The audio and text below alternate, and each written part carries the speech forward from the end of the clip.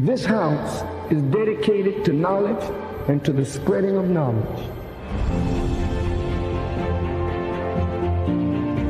Elijah Muhammad inspired new thought, new mind, new way of civilization among black people.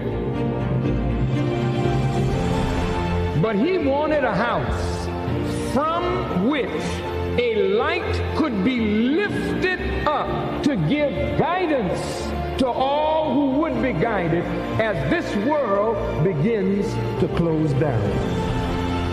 This National Center for the re-education and retraining of the black man and woman, but for the totality of the human family of our planet. I named this mosque after the only woman that the Quran names a chapter after, the mother of Jesus, Maryam. All human beings need to be re-educated. That is the purpose of the National Center.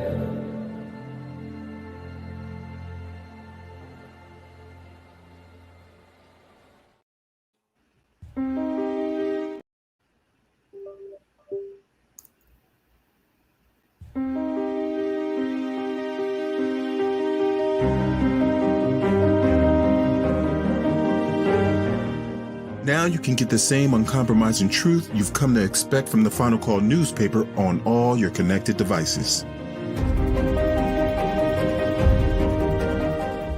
Subscribe to the Final Call Digital Edition today.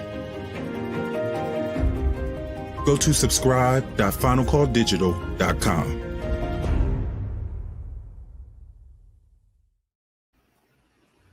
Greetings to you. I'm Brother James Muhammad coming to you live once again on Closing the Gap broadcast.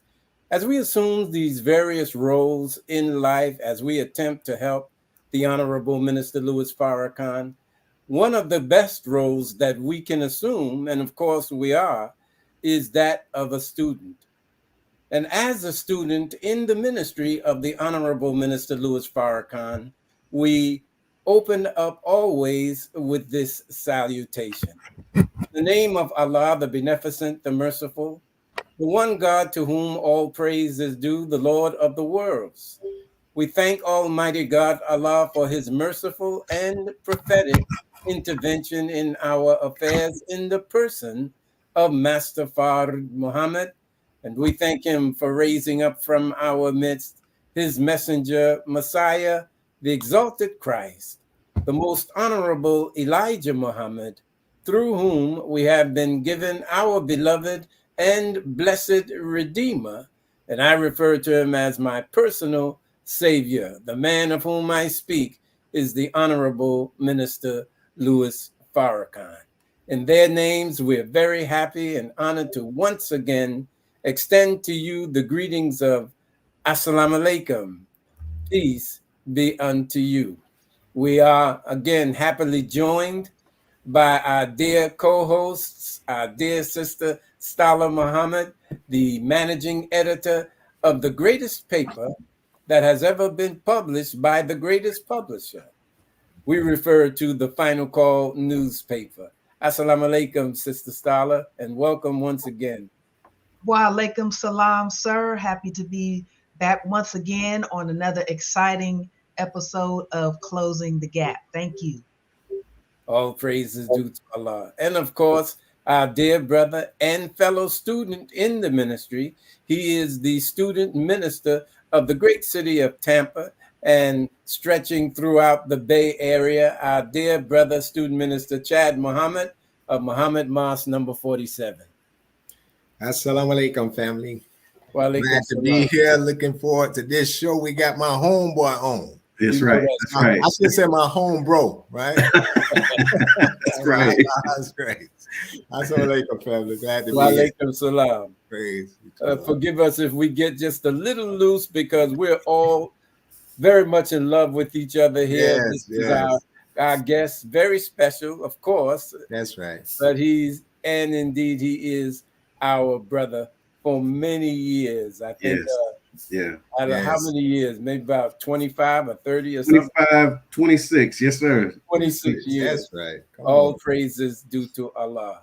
We are so very honored and privileged to introduce to many and present to some our dear brother, John Muhammad. He is, of course, a member of the Nation of Islam, and he also has the distinction of being recently elected to the seat of the 7th District Council in St. Petersburg, Florida. Assalamu alaikum once again, Brother John. Alaikum salam, beloved. Thank you for having me. Now, this is not going to be a political conversation as such. It's going to be a personal conversation with perhaps political overtones. The overtones shall not be contributed by us. Yes, sir. But it may be by others after the broadcast. That's right. The subject, of course, the theme of this show is, why is Farrakhan the litmus test for Black politicians? And keeping in the theme, and we're not going to dwell on that because we want to talk about the great work that our brother is doing in his position, in his political office. So, but we have to mention it just as a caution to let people know that we are still in the fight. That's right. That's right. And so, keeping with the theme, we want to play a clip from our dear brother and student minister, Ilya Rashad Muhammad, the member of the research team of the Honorable Minister Louis Farrakhan, dealing with this particular phenomenon.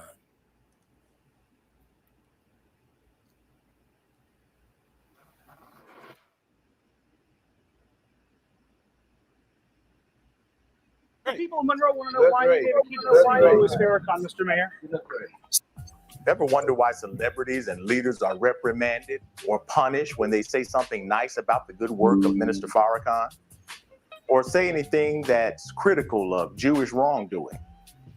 Jews blasted Erykah Badu a few years ago just for being critical of Israel's treatment of the Palestinians, the same Israel that oppresses and attacks the Black Africans of that region. Now they've revisited their attacks when they questioned Sister Erykah about her admiration for the Honorable Minister Farrakhan. And when she didn't back down from expressing her love for the minister, their spin doctors went to work and tried to trap her with the same false charges of anti-Semitism. Jewish leaders like Jonathan Greenblatt of the ADL went to work quickly to turn it into an attack against Minister Farrakhan. For the last 3 or more decades, white folks applied what became known as the Farrakhan Litmus test to measure Black consciousness against white rule. Minister Farrakhan has certainly been a litmus test for people, whether it was fair or not, because people who want that acceptability in the crossover, you might say, can't stand the inquisition that comes with being associated with Minister Farrakhan. I wish basically, if you show support for Farrakhan and the Nation of Islam's programs for Black independence, then you threaten white folks' establishment. Well, controversy tonight. Monroe Mayor Jamie Mayo giving a key to the city to the leader of a designated hate group. Conversely, if they get Black leaders to slander him, then those leaders are considered good Negroes who won't threaten the white power system. The Farrakhan litmus test first became a popularized tool during the 1980s when Minister Farrakhan toured the country, enlightening Black folks towards self-empowerment and independence. Frightened by this unity, members of the Jewish community attacked him in the media and wrongfully stigmatized him as an anti-Semite. But he also stands for racism, which is bad. He stands for anti-Semitism, which is bad. And he stands for scapegoating, which I think is ultimate. Causing Black leaders and organizations to distance themselves and their resources from helping him or standing with him in the cause of Black people's independence. It happened during Jesse Jackson's presidential candidacy in 1984, when they advised Reverend Jackson to distance himself from the minister. And in truth, most Black politicians are pressured to denounce the minister if they are to maintain favor with their white Jewish backers. Do you believe that Louis Farrakhan is an anti-Semite? Sure, but I mean, it certainly applies to our celebrities too. Remember how Arsenio Hall caught a lot of flack from Jews just for inviting the minister to his late night show? That now they don't want your show to show in the marketplace that it has shown. They've threatened you that they will take you off of the air and ruin your career. Needless to say, his show ended that very week. We've never seen in history where so much emphasis and attention was placed on keeping people from hearing what this one man has to say. They're not concerned with the foolish entertainment and debauchery we engage with, because that stuff doesn't threaten white folks' control. In fact, it empowers their domination. The Farrakhan litmus test was rekindled during Barack Obama's first presidential campaign, when candidate Hillary Clinton and journalist Tim Russert pressed Obama to denounce and reject the minister on public television. Do you accept the support of Louis Farrakhan? You know, I have been very clear in my denunciation of Minister Farrakhan's anti-Semitic comments, I think. Although hesitant, Obama's unjustified denunciation of Minister Farrakhan was politically expedient in order for him to be approved of by powerful white Jewish backers. Knowing black people wanted to see a black man reach the highest office in the land, Brother Farrakhan withstood the unjustified repudiation, and he sacrificed himself so that Obama could shine at the time. And he made sure the Nation of Islam didn't jeopardize Obama's aspirations. See, they used the minister as a test, like a lightning rod, to see who's more compliant to white causes more than the needs of the suffering black masses. This dichotomy is congruent with the Jews' maltreatment of Jesus in the Bible, whereas powerful Jewish leaders frightened the people from publicly acknowledging the truth of Jesus' good works. They had the people too scared to even say something positive about a divinely good man. Even now, Jewish-operated groups like the ADL and the Southern Poverty Law Center have used their power to wickedly miscategorize the Nation of Islam as a hate group, producing legislation against the Muslims, defaming the character of the Muslims, and thereby causing the loss of resources and relationships that ultimately hurt all of our people. They continue to threaten black leaders, organizations, and celebrities from befriending Minister Farrakhan and the nation with extortion-like tactics. You ever wonder why even some of these hardcore rappers who's supposed to be all fearless and talk trash to everybody, but they won't say a thing about those Jews who run the entertainment industry? See, the truth that Minister Farrakhan shares is the very thing that exposes those who control and manipulate the industries behind the most virulent forms of white supremacy. Yes, they exercise extraordinary control, and black people will never be free in this country until they're free of that kind of control. And I do intend, by the help of God, to break up that control. That's why Brother Farrakhan threatens their systems of white rule, because Farrakhan is not just an individual. Instead, he embodies the aspirations of true freedom and independence for all his people. So we know why the enemy uses him as the litmus test, because what he represents is the criteria against their inordinate control and manipulation of black leaders and organizations. And they're afraid that you might share those same aspirations. Thank you, Brother Minister Ilya Rashad Muhammad. As I before stated, there is too much positivity in the work of our dear brother and many who are in the Nation of Islam that occupy political office that we shouldn't dwell necessarily or contribute to that prison in social media and in the media that has been erected for our dear brother. While we are busy working to dismantle walls that divide us as a people, other people are busy erecting walls to keep us divided. And so we want to talk about Very briefly, Brother John, I want to read some of your bio. It in no way encompasses the great work in total of what you have been doing, are doing, but I want to give the people an opportunity to be acquainted with you. Thank you. Our brother John Muhammad's extraordinary journey began with a vision shared with him by his mother at a tender age of 6. His paternal grandmother told her he was born to be a great man of God, a calling he didn't fully embrace until his early 20s when he joined the Nation of Islam. As a devoted student and member of the ministry class, he was mentored by influential figures like Rasul Muhammad and Minister Abdul Biar Muhammad. During his active tenure in the nation, he most notably served as student secretary and played a pivotal role in establishing Muhammad Mosque number 95 as a chartered affiliate. And yes, he did. Brother John's commitment extended beyond the religious institution. He managed Mr. Muhammad's cleaners and relocated his family to the 2020 apartments where criminal activity, particularly drug-related crimes, was a significant and persistent problem, and worked tirelessly to transform the area into a safe and decent place to live.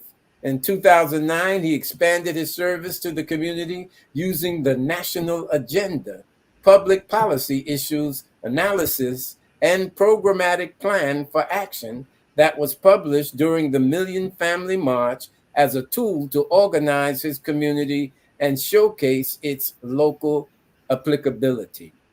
His visionary leadership resulted in him becoming the president of his neighborhood association and co-founding the Community Development and Training Center, 2 positions he held for almost a decade until being appointed to the St. Petersburg City Council to represent District 7 last year. He is married to his high school sweetheart, and they will be celebrating the 25th wedding anniversary on October 16th. They have 3 daughters and 4 grandsons. Notable accomplishments and additional info. That's yeah. We'll get into that. We'll get into that. But let me finish. Current initiatives. And this is what we want to focus on. Yes, sir. Current initiatives. One Community Grocery Co-op, St. Petersburg Youth Farm. Under the heading of Social Justice, Structural Racism Study and Recommendations, Office of Supplier Diversity to address disparities in government procurement process, Community Benefits and Agreement Policy, Economic Development and Trade and Commerce, including the 49th Street District and Corridor Development Planning, microfund grants to small businesses, housing in the field of housing, homeless prevention, guaranteed right to counsel for tenants facing eviction, probate assistance programs to help with heir properties that are tied up in court. Under the heading of education and youth opportunities, Barbershop Book Club, Phyllis Wheatley Rise to Read campaign, and under arts and culture, the New Image, that's IMAGE acronym project, the Tampa Bay Breakfast Club radio program, science and technology, the STEM Saturdays, that's STEM, Saturdays at Childs Park Recreational Center, advocating for funding for a digital playground, public safety, the Community Assistance and Life Liaison Program, or CALL, Health and Human Services, the Community Support Hubs.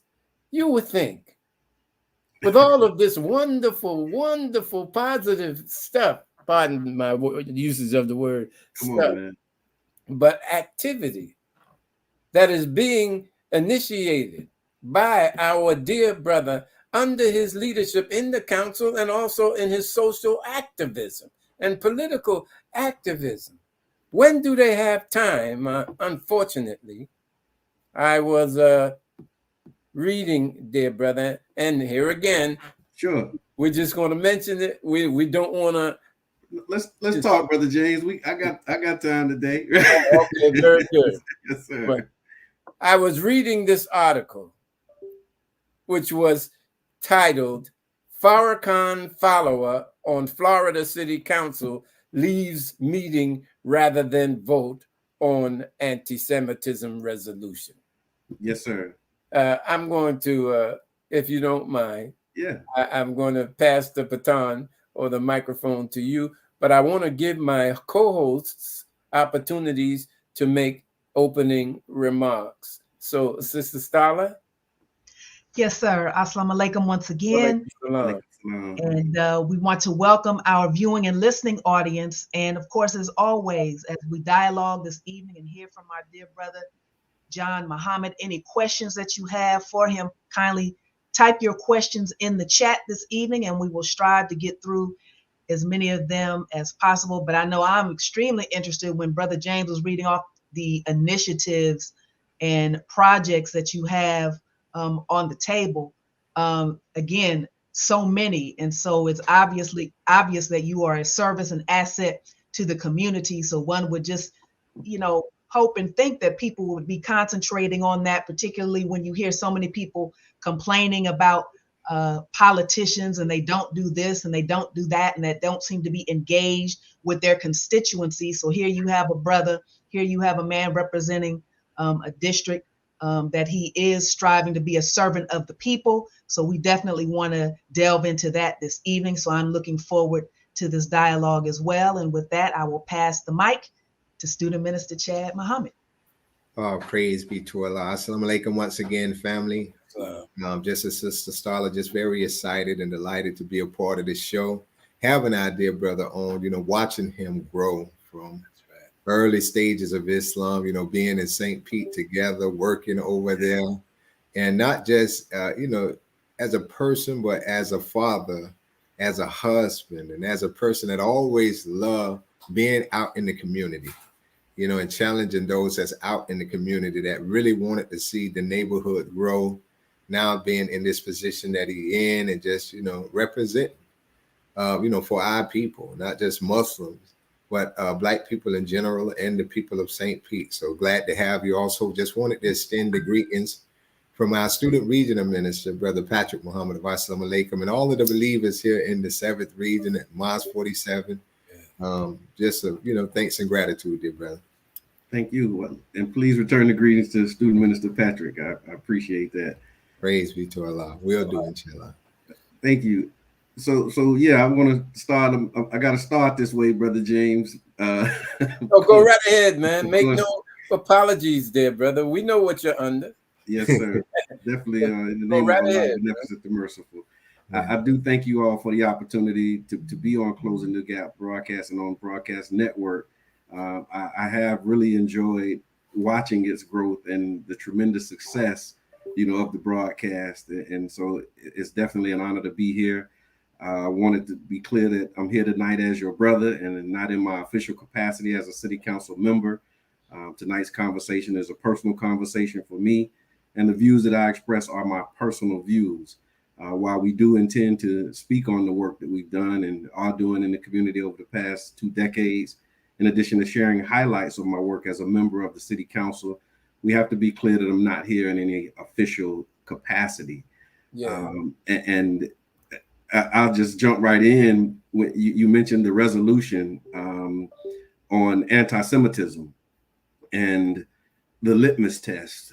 And I, quite frankly, growing up in the Nation of Islam, and I can say that because I joined when I was 21, in your living room, Brother James. I remember hearing you speak, coming to a meeting after, just dealing with all kind of stuff in life. And, we all have our, how we found the nation stories, but it was hearing you articulate, the teachings in that space and that environment. And I was hooked, man. And found what I had been looking for, after studying with Jehovah's Witnesses and Seventh-day Adventist, and growing up in the Bible, not so much in the church, but in the Word, and so I was very acquainted with the Scripture, and just hearing how you articulated it and the way that you laid it out is what set me on this path, that I've been on for the past 26 years now.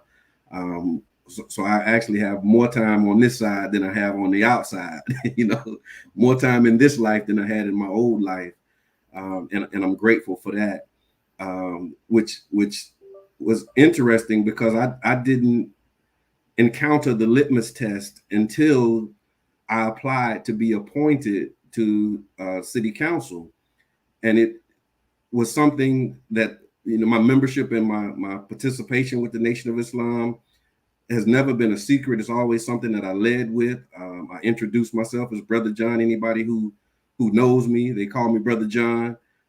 It's like Mr. T. You don't call him T. You say Mr. T. Right. It's the same way with Brother John. Very few people call me John. They call me Brother John. So I always led with that. And, doing that work for, 15 years or so, never faced the actual litmus test until the time of the appointment came, and my naivete and caused it to be a moment where I was like, really? Like that's what we talking about? It caught me off guard in some respects because I had done so much and worked with so many people by Allah's grace that I was like, where is this coming from? And then I later found that it was coming from the Holocaust Museum was, some of the principal, Florida Holocaust Museum was some of the principal organizers in the campaign to stop me from being appointed because of my affiliation with the Nation of Islam. And it was really a moment that, as a student in the ministry and a student in the nation, a member of the nation, you hear about it, and you watch it and you observe it in others. And, we saw Barack Obama and we saw Keith Ellison and we saw, so many before us that were faced with that. And you ask yourself, or you declare, how you would handle it. See, if I was them, they ought to tell them, they ought to, but until you're in it, right. I don't think we have an appreciation for the magnitude of that trial, because the consequences of it are severe if you fail the test, and failure is relative to what side of the test you're on. Right. But it was a moment where I knew that I wouldn't denounce the minister or renounce, or any of those other terms that they use to disassociate or all of that. So now it became a question or a matter of, how do I say it? Right? How do I say I'm not going to denounce? How do I say, and prayed on it, reflected on it, and as we do when we get in trouble, I called my mama, and she told me, she said, if you have to change who you are in order to do that job, then that job is not for you. And from there, it just became a matter of, okay, well, I just got to be honest and tell my truth and stand on the truth. And I found myself in a Lazarus situation almost, where, they were lifting up clips, and you know how they do it. They had quotes and clips and different things. They published my background, my criminal record and all of these things. And, my truth is, I once was blind and now I see. And the person who is responsible for opening my eyes is the Honorable Minister Louis Farrakhan. And I that's the truth. And so for me to denounce that, to denounce him, the spaces that I'm in, the work that I've been able to do, everything has its origins in my acceptance of the teachings of the Most Honorable Elijah Muhammad, as taught by and articulated by the Honorable Minister Louis Farrakhan. And so this version of me and who I am is, I'm a product of these teachings, and that's just the truth of the matter. And if that disqualifies me from service, as they said that it should, then, we let Allah be the judge of that. But I could not, back away from that, because it was just, it's just my truth, and it's a part of my story. It's a part of my testimony, and anybody who knows me knows the significance that, you know, my role, my work, and the Nation of Islam has been in my life. And so that's what I stand on, and that's what that's how I handle the test. But I've seen how, if you want it really badly, and I don't want to, you know, have this a monologue and start preaching, but Go ahead. if it's one of those things where I can see how, if my approach, like if this was something that I had been striving for all of my life and something that I had been pursuing since I was in high school, you know, you have people who are what they call career politicians, and they've always aspired, you know, to be an elected official and to serve in this way. That was not my story. But I can see how those who have that as their story, when they get to that place where everything is riding on this one question, I can see how they would allow themselves to you know, go the other way and do the denunciations and make the apologies and those types of things. But I never had that in my calling. I was called to public service. I don't really like to refer to myself as a politician, because if I was, I'd be doing a little more singing and dancing. I'm more of a public servant. I like, you know, the calling of public service, and elected office is where that service has landed me.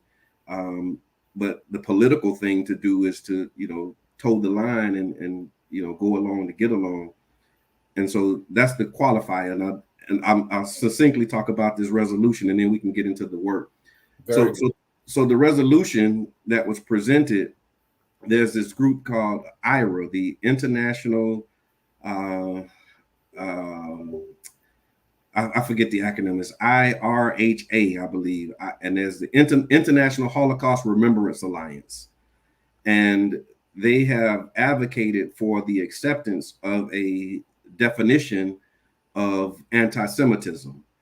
And they've taken this definition to, you know, different countries and different municipalities around, you know, the United States. And we had a council member who brought it forward as a resolution for the city of St. Petersburg to accept IRA's definition of anti-Semitism. After reading the resolution and reviewing the resolution, I had questions about it and some issues with the way that it was written, you know, and understanding the phenomenon that comes with, you know, misdefining words and misunderstood words that we know, and the impact of being labeled an anti-Semite. And so for me, my viewpoint and approach to this resolution was different, because I've been labeled as an anti-Semite, or said that I was a hater or affiliate. So I've been accused of everything that they're saying that we're now passing a resolution against, right? So it's already awkward, right? It's a setup. Go ahead. Yeah, it is.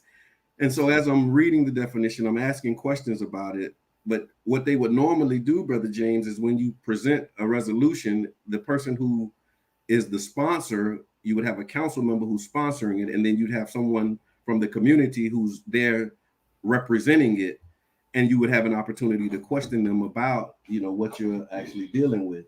And so thank you. And so as I'm preparing for the conversation with the person who presented the resolution. And when I started asking questions, they were hesitant to come forward.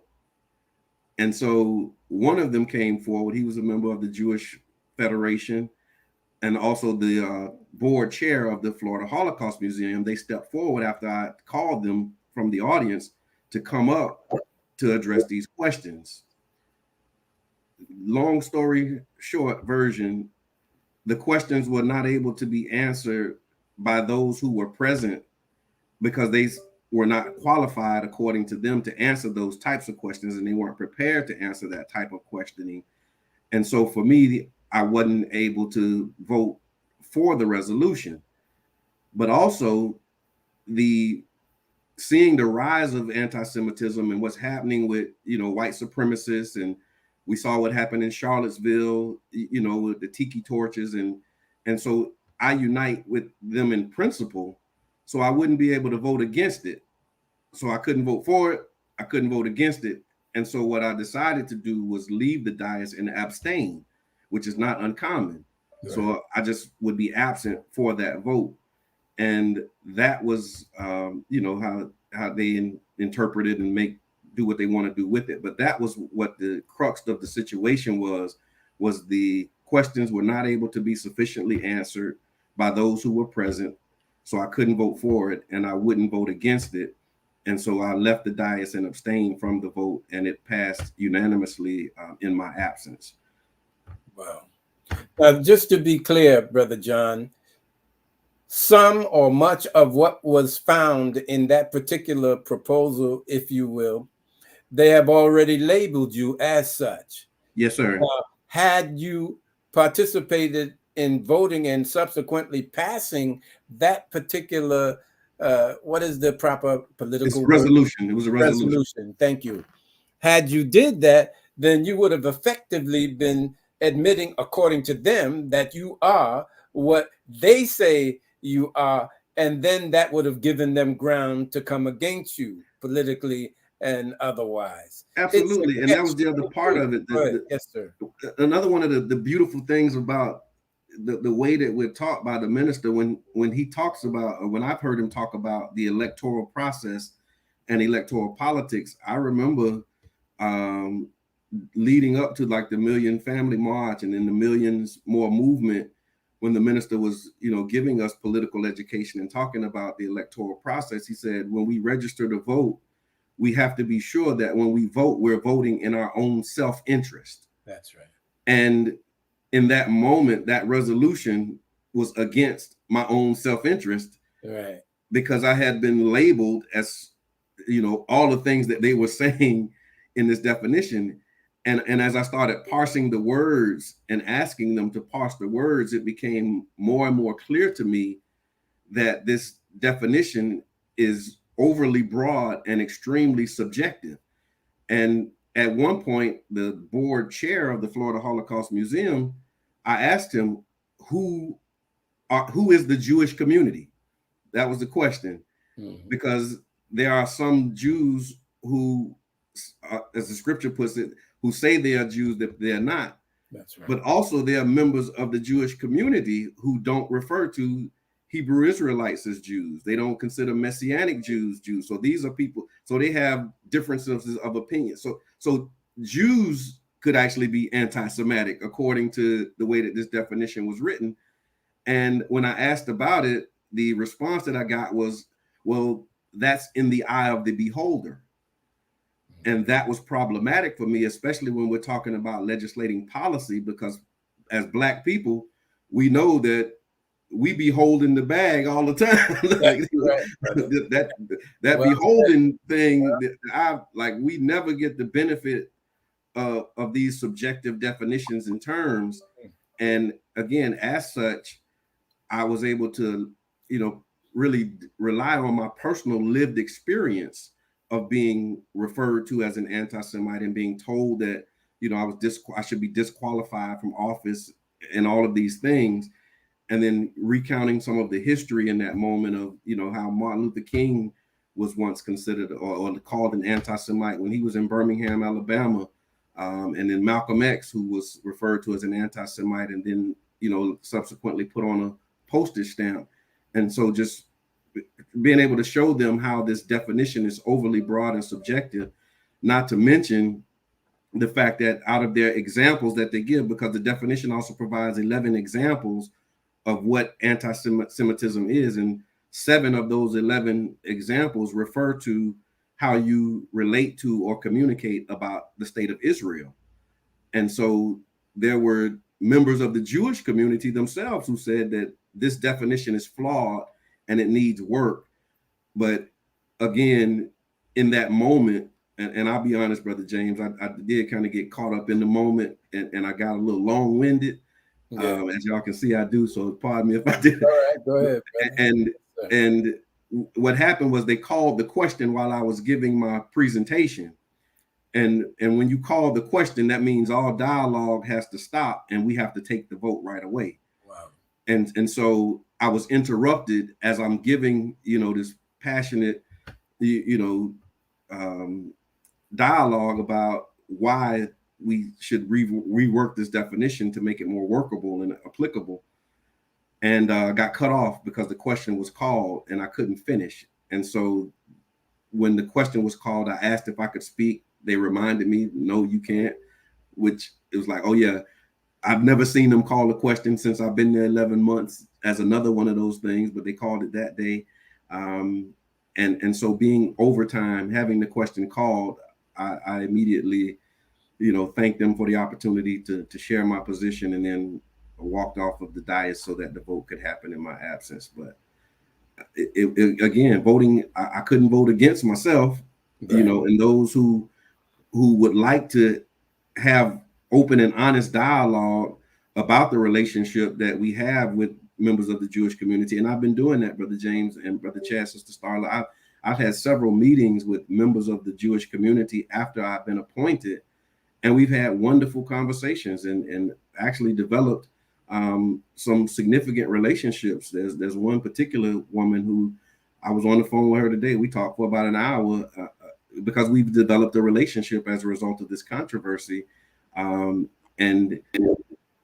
when it comes to the party line or the litmus test, right? Because that's when it comes to the litmus test, that's when the politics of the group in some cases supersede their personal relationships. And so we know you're a good brother, Brother John. We have no doubt about it. We know that you're not an anti-Semite, but that Farrakhan, we gotta, and they just can't get past it. And so what I've learned since that moment is, and what the position that I've taken is that I'm not responsible for their triggers. Right. Because the way that we love the minister, some of them, when just the mention of his name causes reactions in their body. Like I've seen them, when I say, and they're with me, they're okay with the drug dealing part of my story. But that moment when I say, and I joined the Nation of Islam, that's when I can see the, right. The energy and the mood shift, because it's a trigger for them based upon what they've been told about the minister, what they've heard, the clips that they've shared, the way that they view the Savior's Day addresses, because they watch the minister's Savior's Day lectures.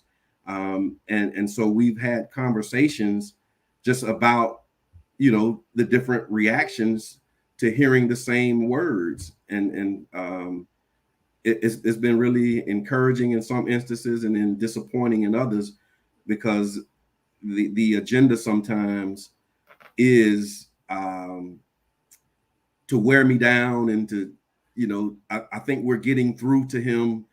This is kind of the language that, and so it's like, okay, well, if that's your objective and that's your mission, then we need to we need to agree to disagree. And let's talk about the initiatives and the programs and the projects that we're working on. And if there's opportunities for us to do something together, because on this particular point, it's clear to me, I've like poured my heart out and shared my story, and people have told you, but you're not going to change your mind. And I'm okay with that, because I'm not going to change my mind either. My life is my life. My life story is my life story. My experience with the minister is my experience with the minister. And that's not going to change. And so we just have to agree to disagree respectfully. And if there's opportunities for us to move forward and do things, then we can do that. And that's the space that we're in now. We appreciate that response, Brother John, and admire you for it. Praise be to God. I want to pass the mic over to our dear sister and co-host, Sister Starla. I'll just say that this, of course, is reminiscent of what occurred during what is referred to as, what we affectionately refer to as the dope buster era. Yes, sir. In the Nation of Islam, on our own, voluntarily decided to take up the responsibility to clear out what actually was an open air drug market in Washington, D.C. And we were very, very successful to the point where we were able to garner some government money because of the sacrifice, the work, and the success of that work of the brothers who were affectionately referred to as the dope busters. But you know, dear brother, and our listening and viewing audience, do you know that because they perceived an offense on behalf of the words of the Honorable Minister Louis Farrakhan, they decided in the government to come against him to cut off the funds. And subsequently, the area was reduced once again to another drug open air market, telling you that their perceived offense by anyone is more important to them than the well-being of a people, than the cleaning up of a community, than the anti-drug and anti-addiction efforts and drug trafficking efforts, successful efforts of any organization, as long as they feel offended. Yes, sir. And before we pass the mic, I'll say this. I've actually shared that example in conversations that I've had with members of the Jewish community. And I've also lifted up the example of the Power Program, people organized and working for economic rebirth, and their responses or reactions to the minister and the harm that they caused our community in response to the minister around the Power Program. And so we have these examples of where, like you said, the perceived offense or the actual offense that they've taken, the response to the words have shown up in ways that have been detrimental to our community. And I've been able to articulate and share that with those who I've been having conversations with. And you're absolutely right, Brother James.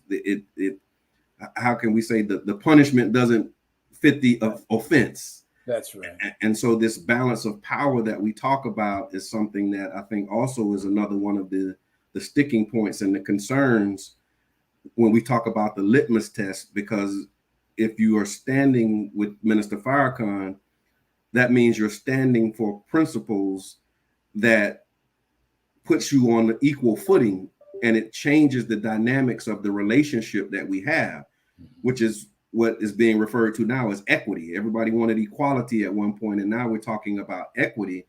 And so when we start talking about equity and equitable exchanges, yes, we're talking about the equitable exchange of ideas and the ability to exact consequences based upon offenses. And Black people, we don't have that same ability, yet, right?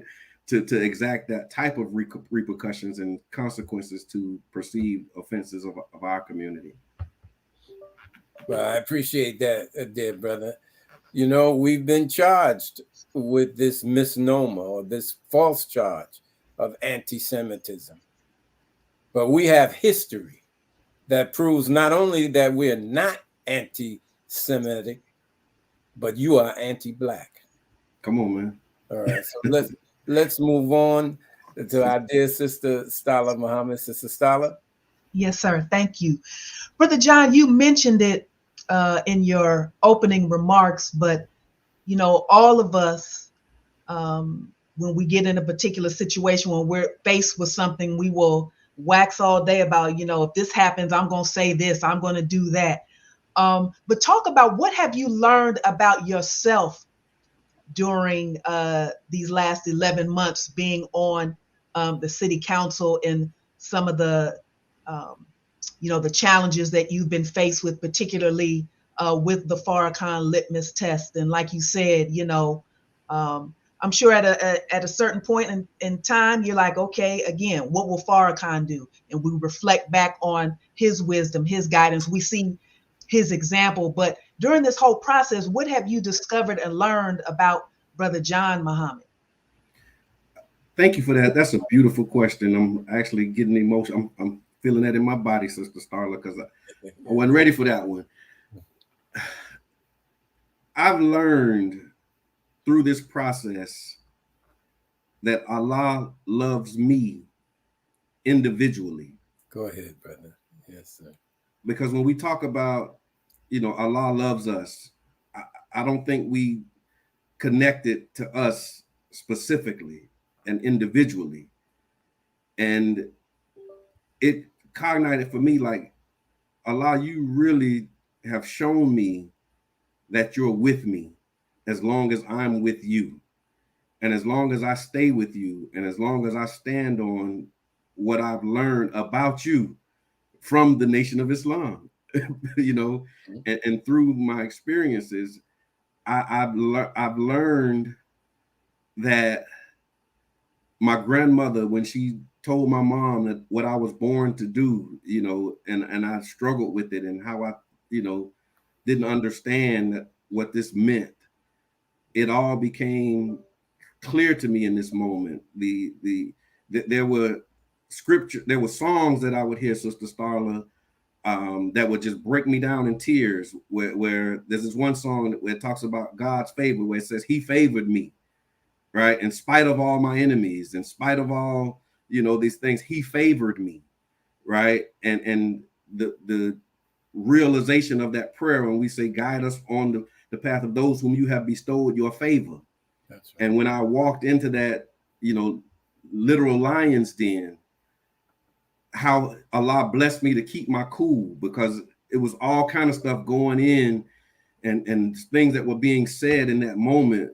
But it was something that Allah, it was a way that He was using me to keep me cool, even at one point where I felt, and it's gonna sound spooky, but I felt coolness going down the back of my legs.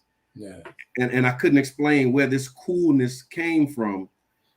And just the confidence and the assurance that Allah is with us and Allah is with me was something that I have no doubt about. And it doesn't mean that I'm, how we say it, I'm not perfect in, my expression. I think that goes without saying, that we still have things that we struggle with and, battles that we fight. But in that moment and the moments that have followed that, I have learned, man, that Allah is real and that He loves me, Brother John Muhammad. That's right. From Child's Park. You know what I mean? Like he has something for me to do. And I'm still working on what that is. But my trust in Allah and my confidence in Him, it has just grown by leaps and bounds, because I defied, conventional wisdom, and even had disagreements with people who were telling me how I should show up in the face of this in that moment. Because of my values, I wouldn't capitulate. And Allah blessed me to get the appointment as a confirmation. And I know that this is not it. This is not the final stop, but it is something to this moment where He showed me, Brother John, I got you. I got something for you. I also learned about the resilience of my family, because that's an extension of me. So it's for me personally, but my family and the support, of my wife and the strength of my wife. Yes. And my children and those who are close to me. It just showed me a lot about who's really for me, and who's with me in the cool of the day, as they say, but when the heat of the night comes, and so it just really took my faith in Allah and my ability to see others to a whole nother level, because now I can look and I can see, where my help is coming from. You know what I'm saying? And where the support is coming from. And of course it's coming from the Lord, but then there's those who He puts around us. Some will tell you, as the brother mentioned the other night at the workshop, some will tell you to go backwards, some will tell you to stay still, and then some will tell you to press forward. And so being able to have that as a reality for me has been one of the biggest lessons. Standing in the Need of Prayer was another one of the songs, Starla, by John P. Key. I'm standing in the need. And I put that on, and it says, not my mother, not my father, not my sister, but me, oh Lord, I'm standing in the need of prayer. Because we pray for everybody else and we pray, but I'm the one who needs prayer right now. and you know, order my steps. That was another one of the prayers that I was praying and songs that I was listening to. Order my steps in your word, dear Lord. Lead me, guide me every day. You know, and so those were some of the things that carried me and continue to carry me through. It's my mom. You know, she raised us up on gospel music and being able to hear those songs now, knowing that you're living it, reading those scriptures when you know, having your Peter moment. You know, would you deny your Lord? And then being able to have that moment and Allah blessing you, you know, to come through it in the way that you thought you would, or the way that you prayed you would. It's a confirmation, you know, of the faith, and really a testament to how, you know, Allah is with us when we believe and do good. That's beautiful. Praise be to Allah. Thank you for that answer, dear brother. Brother John, I wanted to ask you, you know, speaking on the litmus test, do you feel that the Honorable Minister Louis Farrakhan is measured by equal standard, or is it unjust? And why either or when it comes to the Honorable Minister Louis Farrakhan? I think the standard is higher for the minister. And when I was looking at, you know, litmus test and you know, what is it actually, right? It's a criterion and a standard by which something is measured. And you know, I talk with, and I have friends who talk about how they've been set apart, like as a part of their spiritual development and growth, you know, being set apart and unalike.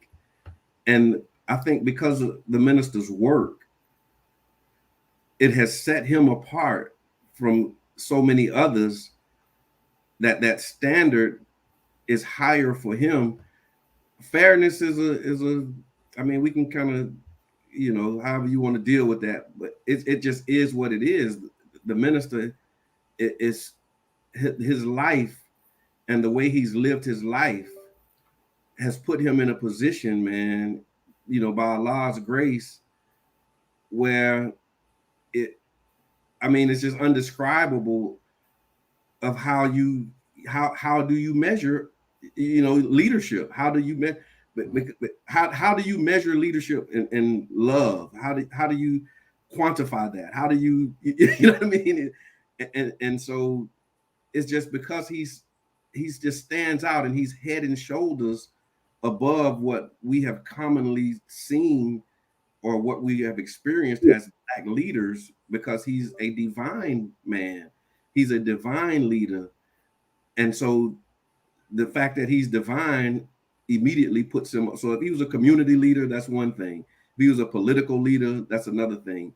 But this man is a divinely guided leader. And so the standard for where he is in all of those things, I think automatically is going to be raised. And I wouldn't say that it's unfair or unjust. It's just a reality of who he is. And we have examples of men like him all throughout the scriptures, where people were forced to decide or to acknowledge where you are as it relates to this man, and where you are as it relates to his message. And I think that's just the space that he's holding in our lifetime. You know, because there were others in other, you know, I'm sure that there was a litmus test when Abraham was grinding. You know, what you think about Abraham? You know, all right, you know, he good. He, you know, he got wives or whatever, but you know, he ain't did nothing to me. And then you had people who loved Abraham and would follow him and would be, you know, I'm sure Lot had a litmus test. You know, what you think about Lot? You know, oh man, he talking crazy over there. He talking whatever, like all of it. And so he's the man for our time, in my opinion. But we have examples, and that's why I said it earlier in my response to Sister Starla. We've seen Jesus was a litmus test in his time, 2,000 years ago, and he fits that model. And so now it's up to his contemporaries, right? Who we are the people who are living in this time. And I just pray that when, you know, they write the story about that little brother from Child's Park who was raised from the dead, you know, and the man put spittle on his eyes and told him, look, I was blind, but now I see. And then they called, his parents because they didn't believe him. So what your mama and them say? Well, let me ask you. They did that with me, Brother Chad. They called, people, and they've told me, yeah, we looked, but we couldn't find, anything about you other than your relationship to this man. And so again, I don't even classify it as fair or unfair. It's just a reality that he is the criterion. He is the standard right now when we talk about Black excellence, Black liberation, freedom, justice, equality, and righting the wrongs that have been done to Black people. He is the one that embodies and represents our struggle. He articulates it in a way that causes people to be polarized, and you have to take a position. That's beautiful. Praise be to Allah. Thank you, sir. Oh, praise is due to Allah. I would like to briefly, for our viewing and listening audience as well, and hearing your testimony, Brother John, I reached for our dear brother, student minister Demetric's book. Yes. Who Do They Say I Am? The Vindication of Minister Louis Farrakhan, elected officials, celebrities, religious leaders, journalists, and scholars bear witness to the character, impact, and value of the Honorable Minister Louis Farrakhan. So for those who are tuning in, who may be with us for their very first time, and you're maybe like, well, this litmus test, and you want to learn a little bit more about that, add this particular book as well as others to your library to hear and read from, people around the world on the impact that the minister has had and continues to have on their lives. So I just wanted to share that for those tuning in. And if I'm just going to give a shout out to Brother Demetric, because he showed up for me very big, in the process, in preparing for the resolution. He helped me. He coached me through some things, and also Brother Marcus, Mayor of Benton Harbor. I spoke with him, and the former alderman, Brother John, out of St. Louis. So I talked to and consulted with other Black elected officials who are members of the Nation of Islam, and in preparation for the appointment process, and also during this process. But that is an amazing book, and I also want to thank Brother Demetric, if he's watching, publicly for the support that he's given to me as we've been navigating these waters. All praise is due to Allah. Once again, we want to encourage our viewing and listening audience to engage our dear brother with questions regarding, hopefully, the great work that he is doing in this particular seat of a city council member, but of course, on any of the subject matters relating to this show. This show is particularly important to me in that it broadens the perception, if you will, or the projection, the image, if you will, of the Nation of Islam. Those who might think, well, they're anti-political. Is that word anti again, Yeah. Or they're apolitical. They don't get involved with things that are important to us. This is, in fact, important to us. And the Honorable Elijah Muhammad said he's with politicians, but what we need are good politicians. Yes, sir. And finally, what he said was, we need a Muslim politician. Yes, sir. And I reconcile that, Brother James, because I was anti-politics and apolitical for a long time. Until I became the president of my local neighborhood association. Without even, I got engaged with the neighborhood association, and I want to give a shout out to Brother Louis, Muhammad, who was our student minister at the time, and also my condolences to his family. My prayers are with them. But Brother Louis asked me to go to a meeting on his behalf, and to sit in, and it was an assembly of Black leadership in the city of St. Pete. It was called People Advocating Change Together, and they had like a who's who from the different sectors of the community, and we were in these breakout groups, and we were invited. Brother Louis couldn't make it, so he asked me to go in on his behalf. and I was a part of the public safety committee. And, being, student secretary at the time and, trained FOI, we always have a pen and a pad. So when I'm in this meeting, I'm taking copious notes. Y'all remember how I used to be, right? So still am. But I'm in this meeting with my pen and pad as they're having this conversation, and I'm taking notes, not really saying a whole lot. And at the end of the breakout group, they said, okay, we want to do a report back, to the broader group, because it was smaller groups, and then we do this larger report back. And so when it came time to do the report back, because I was the one that was taking the notes, they said, well, you should give the report.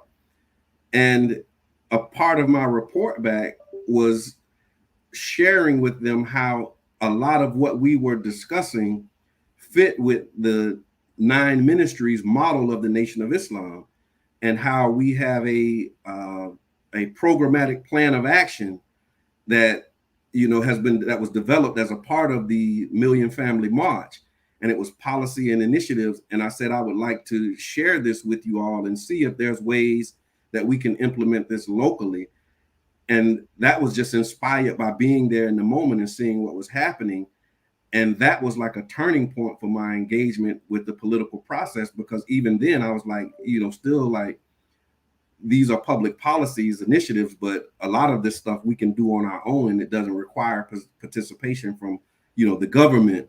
We don't need grants. We don't need all of that stuff, right? And it was a brother Jabbar, again, he was the political one in the group, and he said, well, Brother John, we got this policy, thing. We need to interview candidates that are running for office and see where they stand on our agenda, which and I was like, I don't want to do that. Them people gonna do what they want to do. But he wouldn't relent. I mean, he wouldn't give up, and he pressed me to do it. So we organized the candidate forum. And when they saw that we were able to bring out voters and people who were interested in public policy, the relationship that we had and the resources that were coming to our neighborhood began to flow. So it started out like this, and then I stopped. They used to say, well, what are we going to do about Childs Park? And they scratched their head and try and figure it out.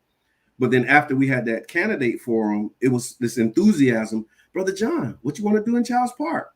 So Sister Nayura came to me and she said, we want a baseball field because my son playing baseball. So I said, yeah, well, we want a baseball field. 6 weeks later, we had a baseball field because of our ability to show that we have voters, and people will come out. We said we wanted to improve the Childs Park Lake, and we want, and it was just like these things that we started asking for. The resources started coming to us as a result of our engagement in the political process. And I was like, oh, okay, so that's how this works. It's about the dollars and the resources, because the politicians control the budget and they got their hand on the spigot. So if we could influence the politicians and let them know, like, this is where we think these things should be flowing, then we can get some things done in our community. And that's what we became known for. People were like, well, how did you do that? How did you get that field in Childs Park? How did you get that lake over there in Childs Park? How did you get them to come in and investigate air quality issues in the neighborhood? It's because we demonstrated our ability to turn out people who could decide whether you got elected or not. And so they became responsive to our needs because we were actively engaged politically. And that's what kind of thrust me into this life. I didn't get into it to try and run for office. I just got into it because I saw that they had their hands on the spigot, and we needed them to spread it around a little bit. Yes, sir. All right, let's keep it rolling. It's all praises due to Allah. Brother John, can you talk a little bit about your engagement or work with young people in your district? And sometimes our younger people, sometimes even with some of us older ones, they're maybe not necessarily actively engaged in politics, because again, I think a lot of us, we look at national politics, maybe even state, but there's the saying, of course, that all politics is local. So can you talk about, what you're doing in terms of engaging our young people in the political process, or even in being a public servant Sure. You know, your dedication to service. Can you talk a little bit about that? Absolutely.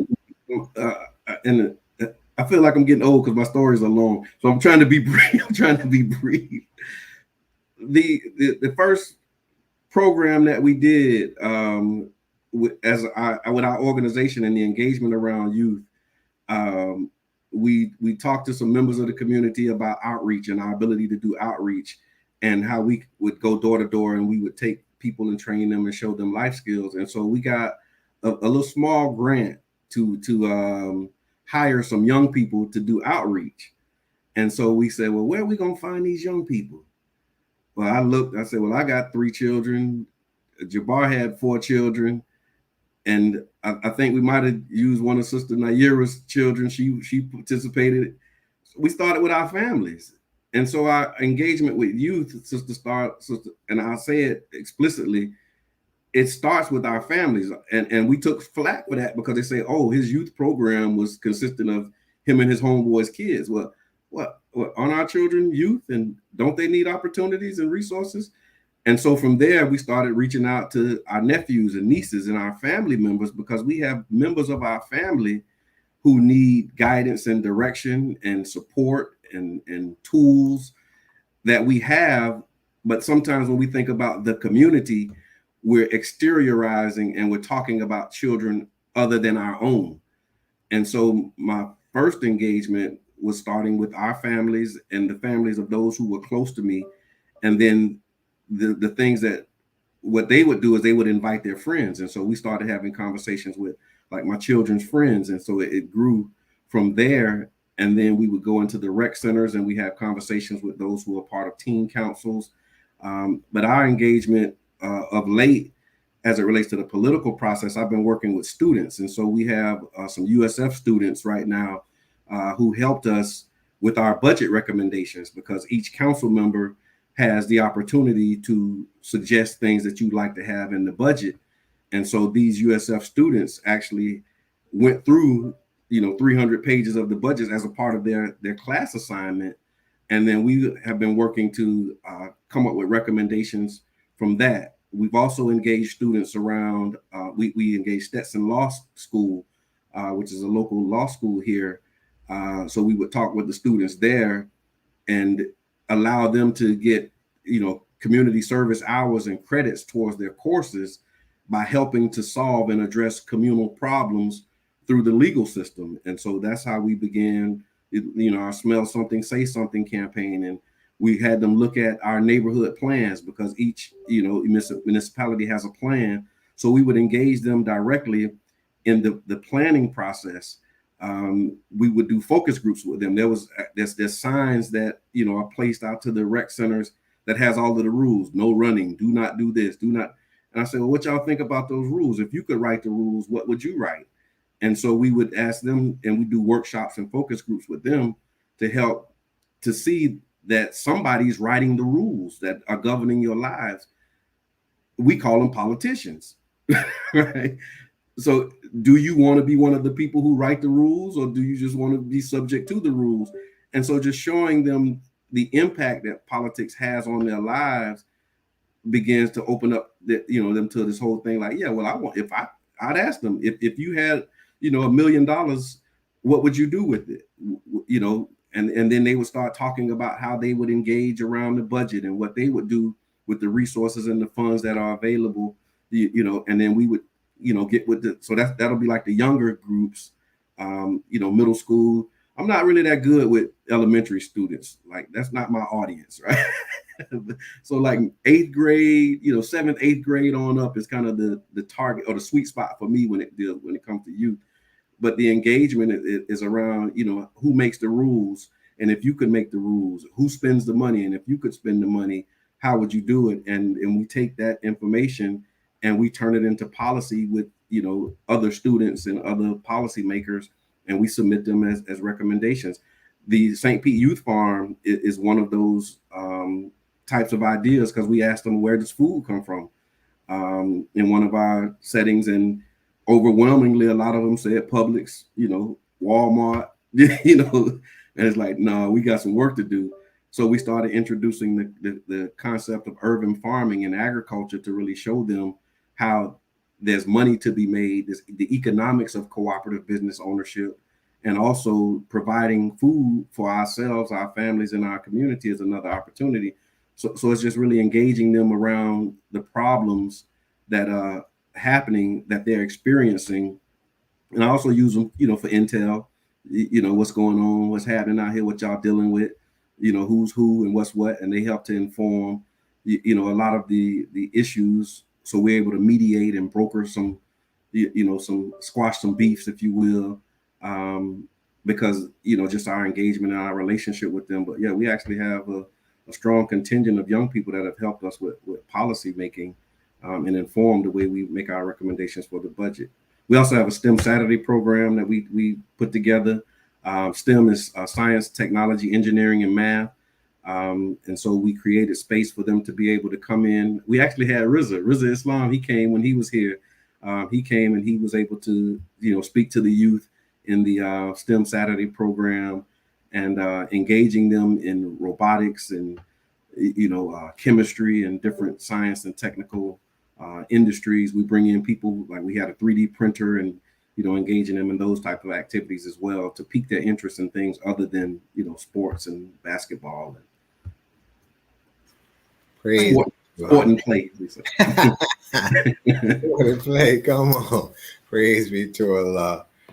Brother John, I remember by Allah's grace, myself and some of the brothers got a chance to go to St. Pete for the town hall meeting. Yes, sir. Where you gathered a lot of the people from the community and our wonderful newspaper, The Final Call.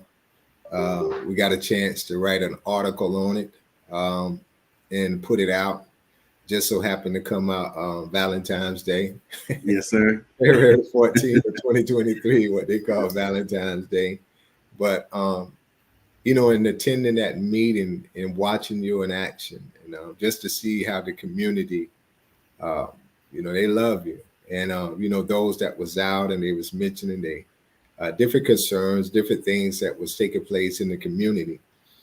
And in the article, we talked about, because at the town hall, there was breakout sessions that discussed different topics that impact that district. And, and you spoke on as far as the food insecurity, but it was also talking about affordable housing, landscaping. You spoke some right now on the youth and then entrepreneurship and whatnot. From that town hall meeting to date right now, how has the progress been coming along since then to now? Thank you for that question, Brother Chad. It's been phenomenal, man. So I'm trying to see where to start. I'll start with the small business and entrepreneurial support. So again, what we did, so following that town hall, we did a series of town halls, and we also put out a survey and asked people to take the survey to help inform, our policy making and decisions. And we were able to work with the administration to create a grant program for small businesses. Right. So the administration put 1.35 million in the budget that we can give directly to small businesses. And we did tiers. And so we had like a $2,500 grant for startup businesses. And then we have a $5,000 grant and then a $10,000 grant. And one of the things that came out of the town hall was they had these types of programs before, but they required matching. So if you got a $5,000 grant, you had to match it with $5,000. We said we want to waive the match requirement because if a small business or an entrepreneur had the 10,000 to match you, they wouldn't need your 10,000. And so we were able to successfully advocate for waiving the match requirement as long as the grantees participated in a program that helped them develop a spending plan, develop a business plan, a marketing plan. And so since the town hall, we've distributed $430,000 in community grants that have gone directly to small businesses in the Southside CRA is what the area that we designated it. and we've been able to put that in place. Amina's, you might have heard of Amina's Catering. That's right. She was actually one of the grantees that was able to receive, support to be able to, get what she needs to operate her restaurant. That's right. And make upgrades to her facility, and similar, things were happening with other businesses. Another one of the companies was able to write a business plan and then pursue funding in that regard. We've at the town hall, we were hearing a lot about people who have descendants who have left them properties. And because of the way that the city programs are written, if you have a lien on your property, or if the property is not in your name, you can't access these resources. Again, we started with trying to figure out how to make sure that our people got the resources that were available to them and not having to send this money back. And so one of the things that we found was that a lot of our properties are in probate. And so we just passed a program that will provide assistance to those who have heir properties or properties that are in probate and they need assistance to prevent homelessness. We developed a project around the right to counsel. So I'll say this before I talk about right to counsel. One of the first things that I did, Brother Chad, was get rid of this loophole that was excluding people who have housing vouchers. Right. So if you had a housing voucher, landlords could decide whether or not they would rent to you. So it was source of income discrimination. And so we closed that loophole so that you couldn't discriminate against somebody who had a housing voucher. The state of Florida actually turned around and preempted that. And so we passed that in December, early January. And then in July, the Florida legislature basically came in and removed a lot of the work that we did around housing and said that we can no longer control tenant or regulate tenant landlord relationships because we were so pro-tenant. But one of the things that we were able to do, and we just did actually last week, we approved the funding, was that if a tenant is facing eviction, they would have the right to counsel. Just like how when you get arrested and you go to court, like you have a right to an attorney. Now, we know the public defender system is flawed or whatever, but in civil cases, you don't have that option. Well, what we did was we said it's been shown that 80% of the time when a tenant has legal representation, it works out better for both parties. And so we approved in the budget where now anyone who's facing eviction has access to funds, access to an attorney that will be able to assist them in navigating the eviction process, which may avoid it altogether. So they don't end up getting evicted. It doesn't end up on their record. And so now they can still apply for other places and get, homes in other places. So that's just a couple of the, and then 49th Street is another thing I'll say, Brother Chad, since that there's a corridor planning program. And a lot of times when you look at, like if you go down Fowler in Tampa and you see what they're doing over there, and you're just amazed at how they've progressed and been able to get it. You go to these downtowns.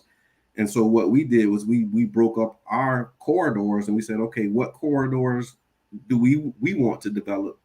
And we began organizing the businesses in these corridors to form associations. And as an association, you get to develop your corridor plan.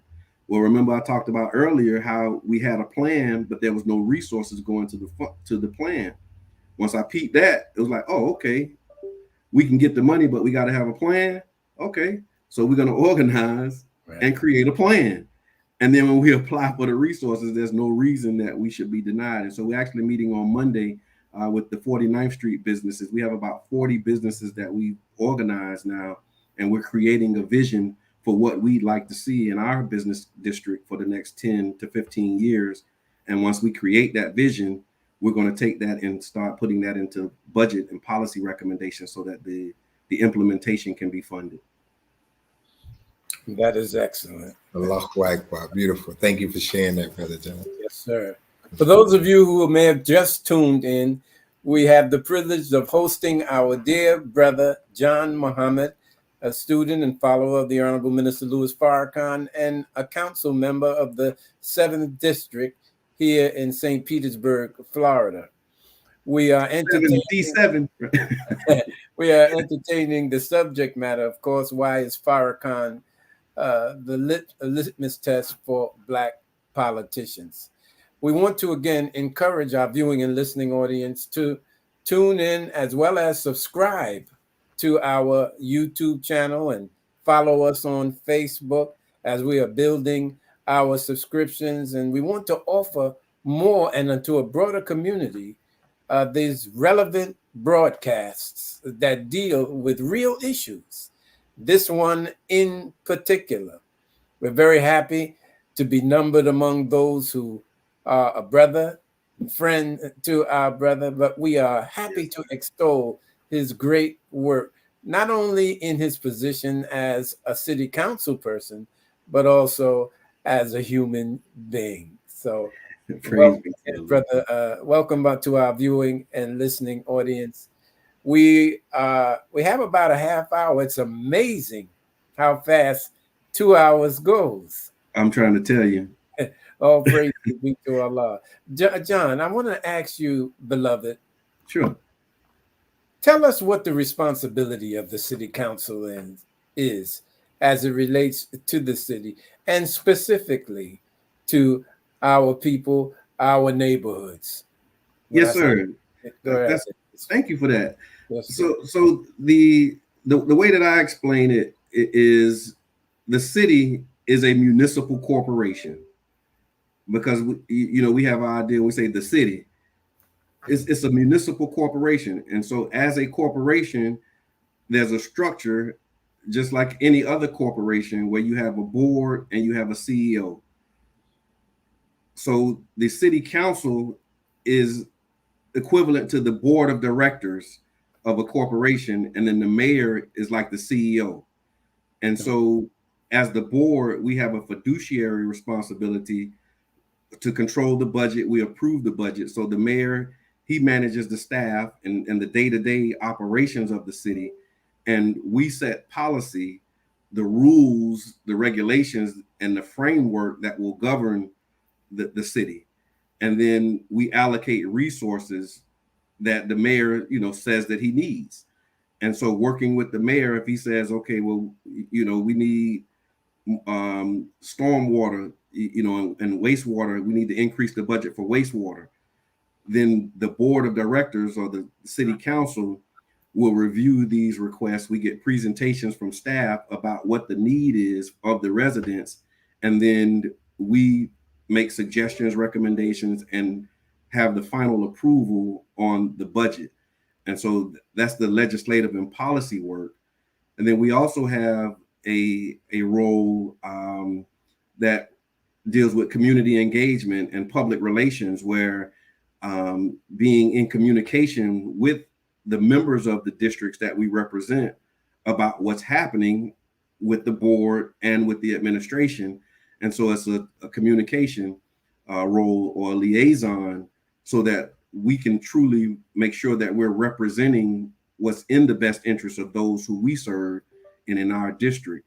And so in short order, again, we're a board of directors. We approve the budget. We approve policy and procedures.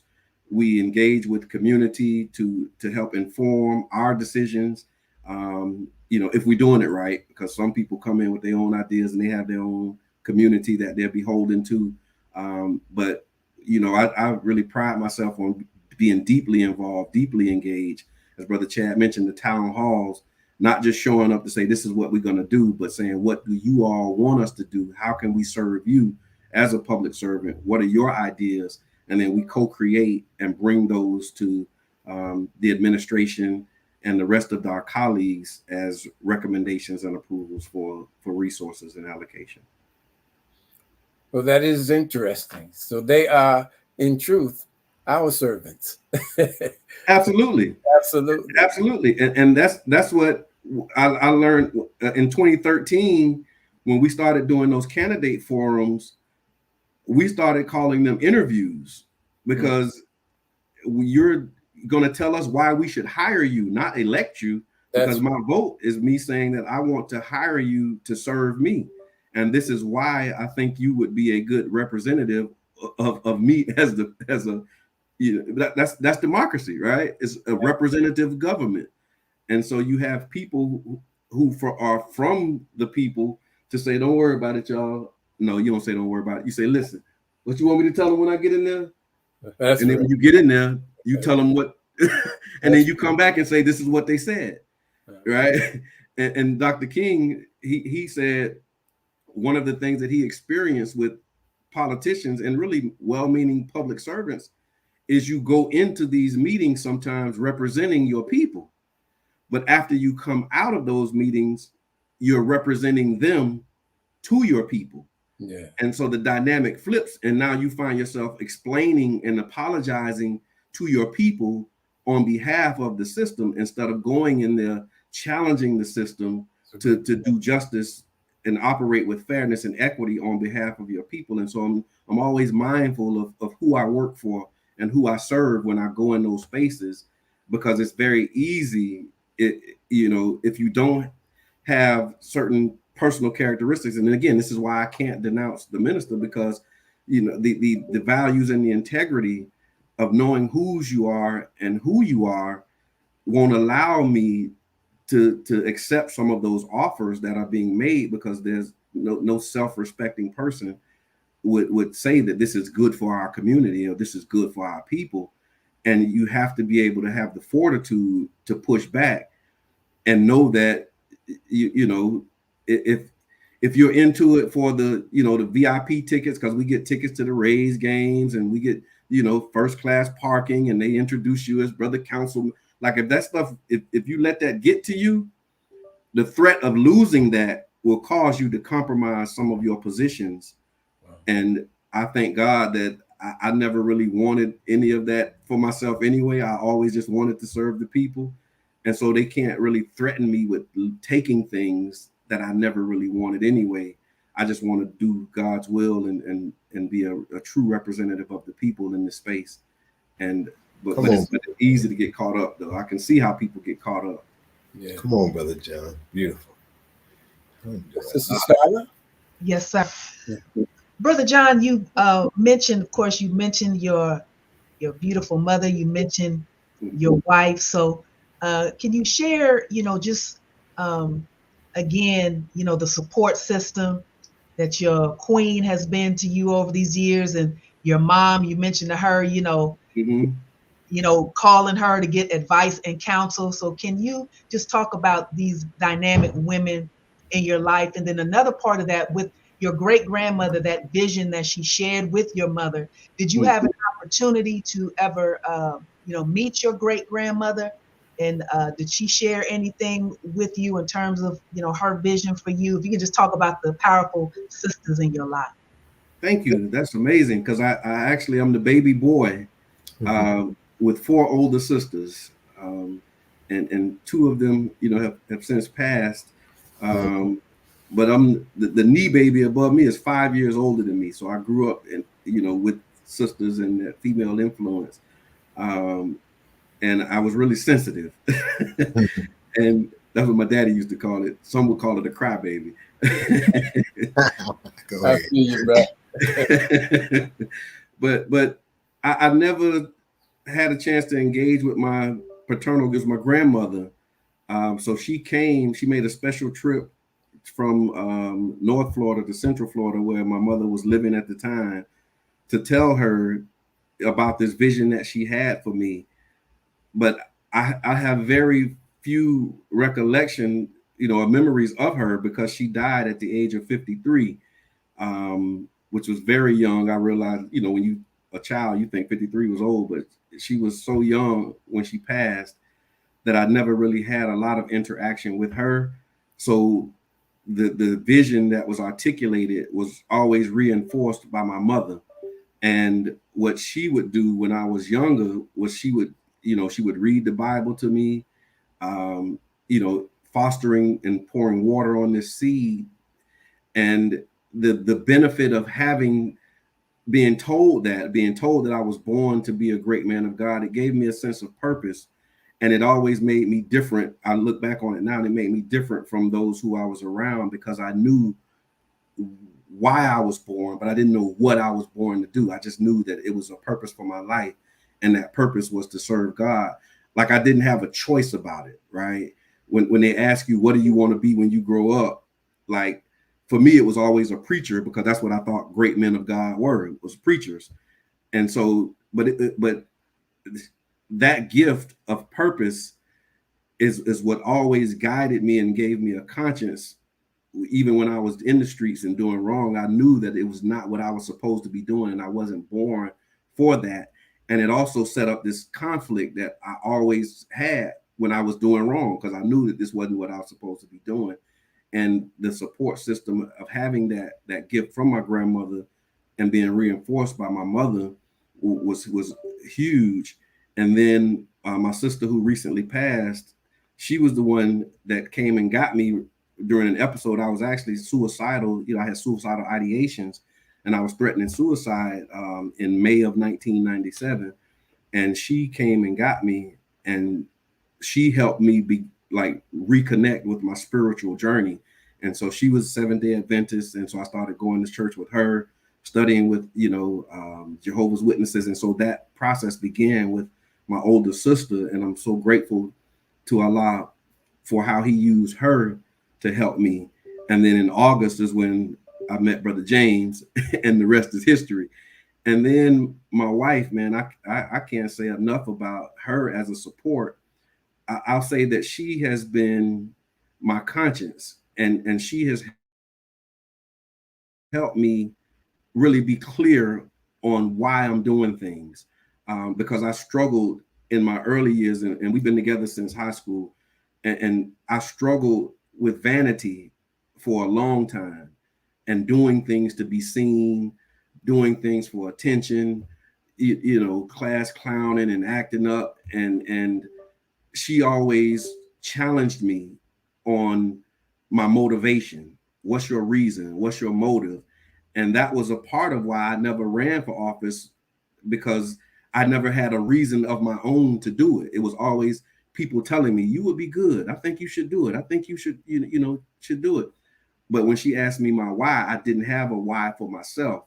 And then when I clarified that why, that's when I decided that I was actually going to take this step and, pursue elected office as a way to serve our community. But her just being that voice of conscience, that sounding board, she is the observer, and y'all know my wife. She don't have a lot to say, Brother Chad and Brother James. She don't really speak a lot. Yeah, that's right. She's very observant. Yes, she is. And when I began to trust her observations, that's when I started seeing myself grow, and I started seeing things work out better for me. Just because I listened to what she said, right? Because she'd make some observations that about people, quite frankly, and I would defend people, because I felt a certain way about them, but she saw something that I wasn't able to see, and it would cause conflict. But then when I started just stopping for a minute and listening and trusting her observation and her intuition, and then leveraging that, quite frankly, and saying, okay, this is what I'm thinking, but what do you see? How do you, and then being able to really use all of that to make my decisions and make my moves is what has really strengthened me and allowed me to really, I think, have the degree of success that we've been having. Because I mean, and just the fact that she supports my mission and my vision, and she doesn't give me grief about it. I can be gone, all day and come home and, not have to worry about, where you been and why you like just the bond that we have and their support for the mission and actually being out there in the trenches. I told you, like, my children were some of my first canvassers when we were doing outreach. I got girls. And so the girls would come and help me knock doors. I remember when we used to go soldiering, my wife would be working, and I'd have my daughters with me, and we'd be going door to door. I'd be selling the Final Call newspaper, and my daughters, they had incense, and they would be selling the incense. And so they remember soldiering, going door to door with me as children.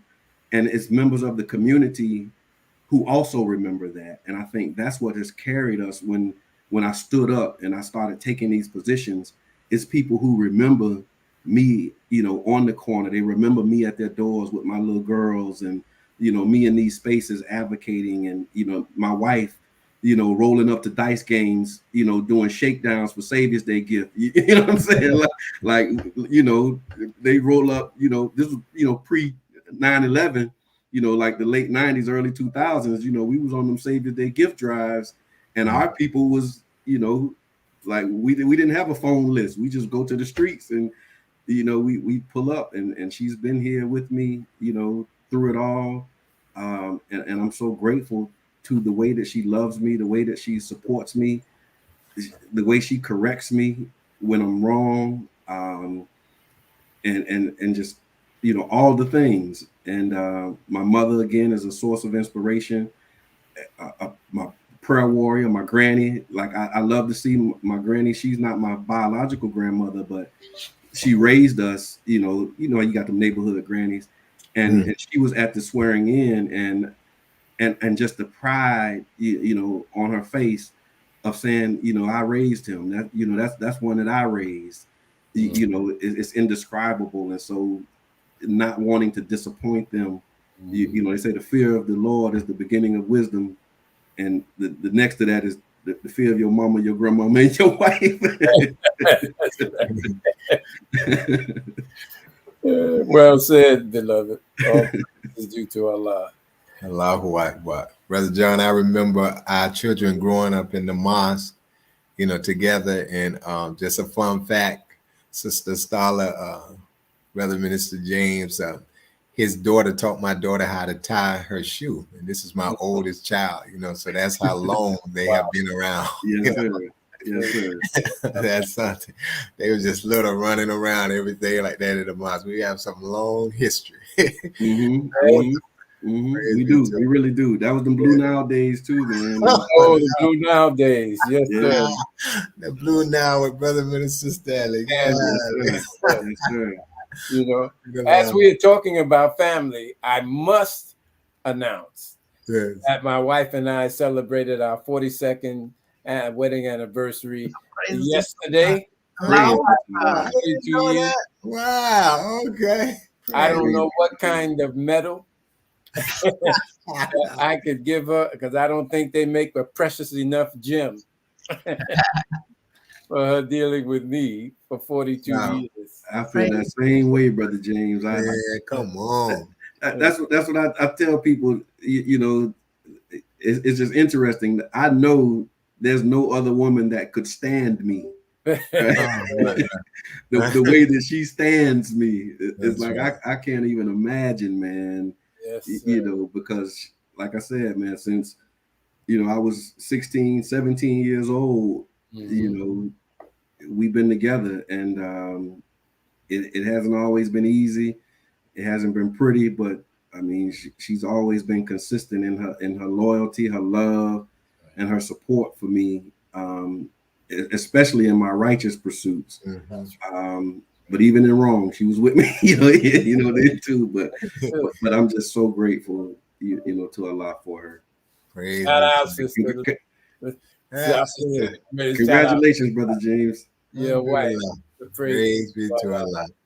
All right. Look, we go ahead, Brother Chad. I was just going to say we had a question from the audience wanted to pose to Brother James, Brother John. I know we're a quarter till in, but this is from my dear brother, that student in the ministry, Brother Tyrone. He said, "Greeting, Brothers John Muhammad. Recently, Mayor Welch in St. Petersburg announced the agreement of a new ballpark and business infrastructure to be built in the coming future. Will the Black community benefit from this deal? And if yes, how?" That's a really great question. And I think this kind of speaks to some of the things that we advocated for. So one of the things that we pushed for, Brother Tyrone, was a community benefit agreement policy. And that policy basically states that anytime there's a development over a certain amount where the city is contributing to it, then the city and the developer would have to meet with the community to iron out what the community benefit package will look like. And so that ballpark and stadium deal actually qualifies as a project that will have to go into the community benefit pipeline. And so the community will benefit from it. The Black community will benefit, but I think we will benefit to the degree with which we show up and participate in the process. And I'm there, of course, as the representative of the district, but we need more people from the community to be able to round out what these are, because I'm one member on a board of 8. So that means I have one vote. And if 4 others vote with me, then it passes. And so what helps to inform and influence that is community engagement, community participation. And so I think it is an opportunity for us to benefit. There's a process that we advocated for that will allow us to benefit. We're going to test that process thoroughly and put as much stress as we can on that process to ensure that we benefit. And, you know, we going into it under no illusion because we have history, with, failed promises and those types of things, but we're going to do all that we can and use all of the tools at our disposal to make sure that the Black community benefits from it. We actually are in the process of approving an ordinance to establish a minority women in business enterprise program, because we've identified disparities. So as a part of the package, we're holding them to goals and quotas on how much participation Black people will have. We're right now in conversations about ownership, because that's another part of it. They have offered us leases and square footage, but we want acres and deeds and ownership. And so being able to go into these conversations, talking about what our ownership stake and equity in this project will be, these are all things that are still to be determined and hashed out. So the announcement was basically saying that we have an outline for a deal, but now the work of going into the terms and conditions is the phase that we're in. And our first meeting to do that is October 26th, Brother Tyrone.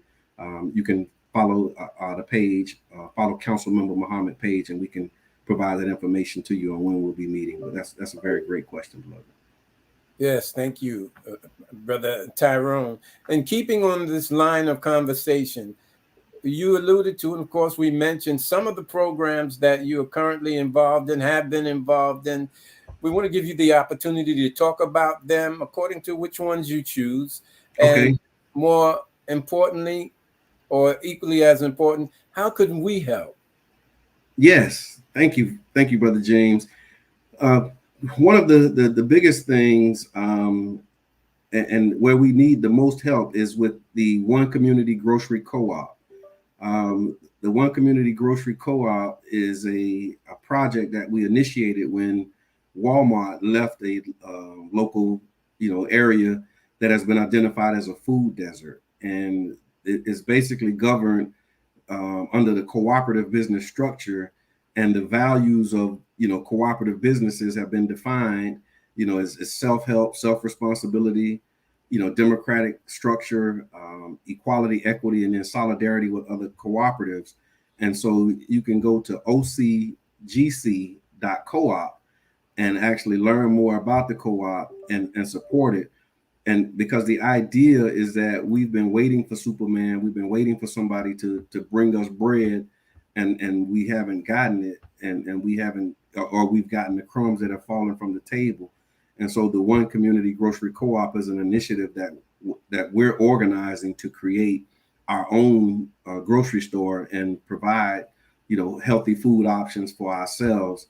And we're taking cues from the Detroit Food Commons. They actually just they're actually in the process of building a $28 million facility in Detroit. We've had members that have attended the Up and Coming conference in St. Paul, Minnesota, and bringing back the information on how we can actually pull this off and establish our community-owned grocery store. So ocgc.coop is one way that you can support us in that effort. I'm trying to think of something that you just got to go to the page because it's a lot.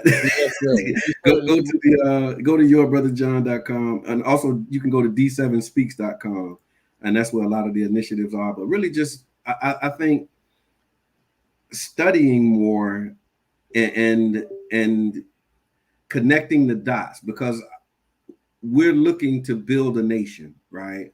That's right. But if we have no experience with operating and running a government, then it's going to make it that much harder for us. And so another part of the work that I'm doing by Allah's grace is being able to see what governing looks like as an elected official. And then being able to share some of these lessons learned and these realities of what it takes to run a city. Because when we talk about separation, here's something that was asked of me when I was in the Citizens Academy. They said, Brother John, when you flush your toilet, do you think about where that water goes? When you put your trash can out to the side of the street, do you think about where it goes when it's empty? When the mosquitoes is biting you, do you think about, how to mitigate that? These are all functions of city and county government. Like, we determine what your stormwater rates will be. We determine what will be invested in, infrastructure. The how many times a week your garbage gets dumped. The rotation for these types of things, whether you recycle or whether you use traditional garbage can, mosquito control, pest control, like all of these types of things are things that are aspects of running a government that most common people, us, particularly Black people, we think about that. You know what I'm saying? That's right. And so just being more involved and paying attention to the political processes and how things work in your area would be a great support, so that we don't get into a position where you are questioning, but why are they doing that? Well, if you understand a little bit about government, you'll some of those questions will vanish, and then we can ask deeper questions that lead us to more productive and successful outcomes for our community. Very beautiful, brother. And we look forward to continued success under your leadership and influence, not only in St. Petersburg, but throughout the Tampa Bay area. We want to thank you. Oh, Brother John, it is our great privilege and honor. Thank you so much for honoring us. And certainly you have to come back. We always try to get a commitment for a second time and a third time. And also, you have a radio program, and we need to let the people know about that. We do. So it's 99jamstheberg.com and 99.1 FM for those who are in St. Petersburg. You can also go to the TuneIn radio app and find 99 Jams the Berg. And we have the Tampa Bay Breakfast Club, and we're on the radio Monday, Wednesday, and Friday from 7 a.m. to 9 a.m. 2 hours on the radio on 3 days a week. And so tune in and we can continue. That's where we get a lot of the information out. And quite frankly, it was because we had that platform that I think we were able to counter some of the negative, consequences that came with, my response to the litmus test, because we have our own platforms and we have spaces like this that we can come out and we can, really tell our story and why we're doing what we're doing. So tap in 99jamtheberg.com. Keep up the great work. And in that line of asking for help, my dear family, we want to thank you so much for tuning in to Closing the Gap Broadcast Network. We are in our 7th year of broadcasting, as a matter of fact, and we've been blessed to grow the network to right now 8 broadcasts. And God willing, at the end of this month, we will have 10. And of course, our lofty goal at the end of the year is to have 20 network broadcasts, and we're on our way. We want to thank you for taking time out of your busy schedules to tune in, not only on this broadcast, but our other 7 affiliate broadcasts on Tuesdays and Thursdays and Saturdays and Sundays. We want to fill up the whole week. I love it, man.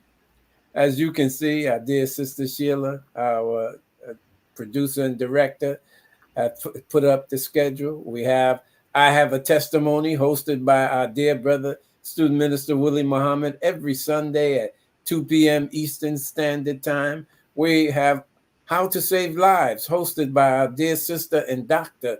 Patrice Muhammad, every first and third Sunday, or rather that's Thursday. We got to make that correction on the flyer. 2 p.m. Eastern Standard Time. We have the wonderful Rockwell Radio Show, hosted by our dear brother Vaughn and Big Dave C, every Saturday at 7 p.m. Eastern Standard Time. And of course, the Farrakhan Generation, hosted by our dear brother, currently now, brother Michael J.H. Muhammad and brother Ramel Muhammad. Our dear sister Mariam is on a sabbatical. She's actually, I believe, entered into college, and she's studying. But as I informed her, and I want to announce it publicly, you ain't going nowhere. But let us continue. We have our dear brother and student national spokesperson and representative of what is referred to as our Latino community, our Spanish-speaking community, Nuestra Nación de Islam, hosted by student minister Abel Muhammad, who will continue the broadcast. He's currently teaching a course, I believe, at the time they were previously broadcasting. So it's just a matter of reorganization. And then, of course, we have our sister Healing with Angelica, hosted by Angelica every Thursday, Sister Angelica, at 1 p.m. Eastern Standard Time. And Liberated Sisters, hosted by the student national correspondent to the Final Call newspaper, Sister Charlene Muhammad, every Thursday at 8 p.m. Eastern Standard Time. And last and certainly not least, we have what we refer to as the mother program, our yours truly, Closing the Gap broadcast every Saturday, 7 p.m. Eastern Standard Time. We thank you for your time, your attention, and moreover, in this particular season, as we are currently approaching that time where we have to resecure our ownership of our domain. And of course, I have no doubt that we will, but we need to ask you to make an extra added effort in your financial support. There is a financial reality to these broadcasts. So continue to help us as you have, but we're asking you in this hour to do a little extra, as we have an obligation in the month of October to satisfy our 5-year term contract in owning this domain. So thank you. And I'm going to turn it back over to our dear brother John to make some closing remarks, and we'll go into our closing commercials. Well, thank you, Brother James, Brother Chad, Sister Starla, for the conversation and the opportunity. I really appreciate the line of questions. Very thoughtful and considerate and really humbling and deeply reflective. And so I appreciate you all for all that you're doing. And I'm really looking forward to continuing to serve. And I will be back when I'm on the campaign trail, brother. Oh, absolutely. We'll be on the trail with you, brother. Yes, we got to run to keep this seat, man. And so, but just knowing, again, the growth of the broadcast and the network, and just seeing it, brother Chad, I'm always proud, man. Mm-hmm. To see you and what Allah is doing with you and your family. It really warms my heart, man, to know where we come from, how we started, and what Allah is doing for each of us in this moment. So I'm really excited about what the future holds for every one of us individual believers, and I'm just grateful and thankful for the opportunity, and I appreciate it. Thank you. And we are thankful and appreciative to you, dear brother. Once again, continue to help us. If you could scroll, Sister Sheila, those destinations, how people can help us. You can continue, first of all, by subscribing to our YouTube channel and following our Facebook channel. But you can donate to CTG Broadcast via Cash App, $CTG Broadcast, or PayPal at jkingdom1@aol.com, and also Zelle, Closing the Gap Broadcast at 813-481-3921. And we certainly appreciate your support. So we get this done and we won't have to worry about it for the next 5 years. Yes, sir. All praises due to Allah. So at this time, thank you again, Brother John. Thank you, Brother Student Minister Chad Muhammad, and our dear sister Stala Muhammad. Thank you. Thank you. Thank you. Next week, of course, those of you who don't know, we will inform you gladly that it is the celebration of the birth anniversary. I believe it's the 126th birth anniversary of the Most Honorable Elijah Muhammad. We're going to be hosting our dear brother, Student Minister Demetric Muhammad, who always brings the receipts. Yes. And we, of course, will be discussing the great history and great work of the Nation of Islam under the leadership of the Most Honorable Elijah Muhammad and the Honorable Minister Louis Farrakhan. Don't you miss it. Next week, 7 o'clock, same time, same station. Thank you so much. And may Allah bless us all with the light of understanding as we greet you in peace, thanking you for your great support. Assalamu alaikum. Wa alaikum salam. So we do have some closing announcements. Oh, yes, sir. Sorry about that. Yeah. We want to encourage our viewing and listening audience. First of all, thank you all for your support. Make sure you visit www.finalcall.com to get you can order your latest edition of the Final Call newspaper. You can take out a subscription, either a digital subscription, or of course, when you are in St. Pete, when you're in any city around the country and you see the Brothers of the Fruit of Islam with the latest edition of the Final Call, make sure you pick up one for yourself as well as one for a family member or friend.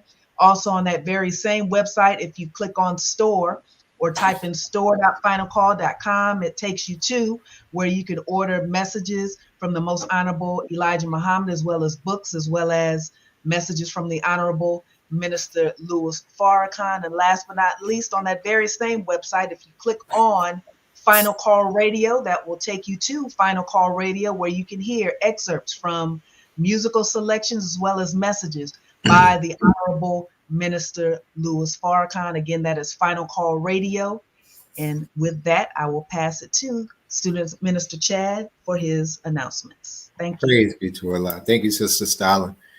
For our listening audience, for those that are hearing Closing the Gap for the very first, second, or third time, if you believe what you heard to be the truth and is good for our people, you was inspired and want to learn more about Islam, we want to encourage you to join us at www.noi.org/join and fill out the digital application that someone may get in touch with you and get you started in the orientation class. All right, don't hesitate to do so. And for those that are looking for a spiritual place to attend in the Bay Area, whether you're in St. Pete, whether you're in Winter Haven, Plant City, or wherever you're at, and you just want to come down and visit Mars 47, we want to encourage you to stop by. You can come and see us at 5508 North 50th Street for this lecture entitled Tomorrow, Life After Mental Death, that I will be delivering. Come one, come all. We want to welcome and invite our original family out to hear this timely message. And by chance, if you're not in the Bay Area in Florida, we want to encourage you that you can tune in. If you can't go to any of the study groups or mosques in your area, please tune in to our national webcast at www.noi.org to hear this wonderful, timely message by our dear brother and student in the ministry, Brother Jeffrey Muhammad. Come out of her, my people. Ooh, that's a good title. All right. We thank you. At this time, I turn it back over to Student Minister James. Praise be to Allah. You're on mute, dear brother. Senior moment, y'all. Under the law. But I want to thank you, Student Minister Chad, Brother John. Yes. Stala. Yeah. What a wonderful group. Minister Ishmael did not exaggerate when he said we put a good team, a great team, he said, Alhamdulillah. together. I really love this. Let me stop. I'm getting ready to get emotional. But at any rate, thank you so much. Once again, Closing the Gap broadcast. Let us go to our closing commercials, and may Allah bless all of us with the light of understanding as I greet you in peace. Assalamu alaikum. Assalamu alaikum, family.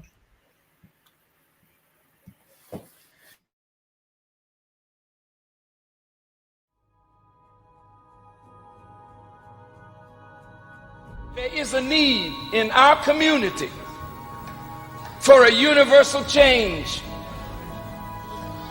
And it has to start with the man. Being a man of God means being a man possessed of the knowledge, the spirit, and the power of God, anointed to do his will.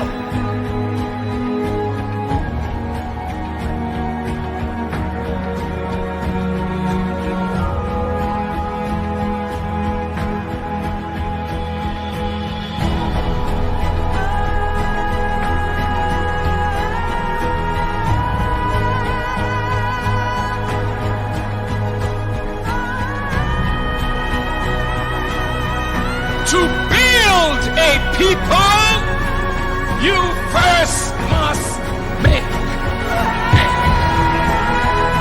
every man, no matter what his color, no matter what his